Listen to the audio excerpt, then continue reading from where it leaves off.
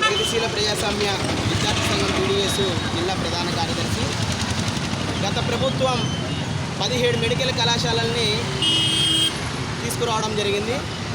ఈ ప్రభుత్వం దానిని ప్రైవేటీకరణ చేయాలని చెప్పి 107, 108 జీవోలు తీసుకురావడం అంటే ఎస్సీ, ఎస్టీ, బీసీ మైనారిటీ విద్యార్థులకి మెడికల్ విద్యను దూరం చేయడంలో ఒక కుట్రలో భాగంగానే ఇది రాష్ట్ర ప్రభుత్వం తీసుకురావడం ఒక దుర్మార్గమైనటువంటి చర్య.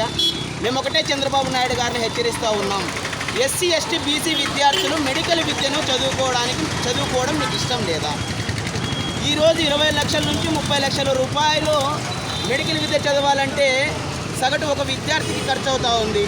మీరు పీపీపీ విధానాన్ని తీసుకువచ్చి ప్రైవేటు వ్యక్తులకు 66 సంవత్సరాల లీజుకి ఇవ్వడం ద్వారా రాబోయే రోజుల్లో 2 నుంచి 3 కోట్ల రూపాయలు ఖర్చు చేయాల్సినటువంటి పరిస్థితి. అంటే ఈ విధంగా చూస్తే ఎస్సీ, ఎస్టీ, బీసీ బడుగు బలహీన వర్గాల విద్యార్థులు మెడికల్ విద్యను చదువుకోవడం కాదు కదా, వాటికి దూరంగా ఉంటారు. తద్వారా ఈ మెడికల్ మాఫియా ద్వారా మీరు పెద్ద ఎత్తున వ్యాపారం చేసుకోవడానికి మీరు ఒక ప్రణాళిక రూపొందిస్తూ ఉన్నారన్నది ఇది అందరికీ తెలిసినటువంటి సత్యం. ఒకటే డిమాండ్ చేస్తూ ఉన్నాం కూటమి ప్రభుత్వాన్ని, బీజేపీ ప్రభుత్వాన్ని కావచ్చు, జనసేన ప్రభుత్వాన్ని కావచ్చు, చంద్రబాబు నాయుడు తెలుగుదేశం ప్రభుత్వాన్ని కావచ్చు. మీరు మెడికల్ విద్యను ప్రైవేట్ పరం ఎందుకు చేయాలనుకుంటున్నారు?